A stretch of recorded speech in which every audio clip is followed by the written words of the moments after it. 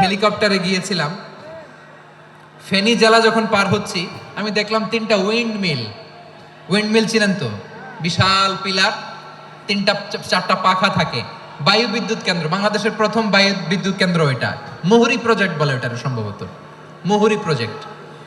তো সাগরের বাতাসের ঝাপটায় এটা ঘুরে এনার্জি হয়, ইলেকট্রিসিটি উৎপাদন হয়।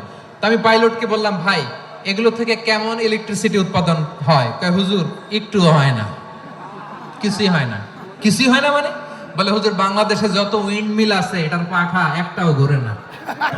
আল্লাহ, বলেন কি? তাহলে যে কোটি কোটি টাকা ব্যয় করে যে উইন্ড মিল, কয় হুজুর ভিতরে ফিটফাট, উপরে ফিটফাট, ভিতরে সদরঘাট।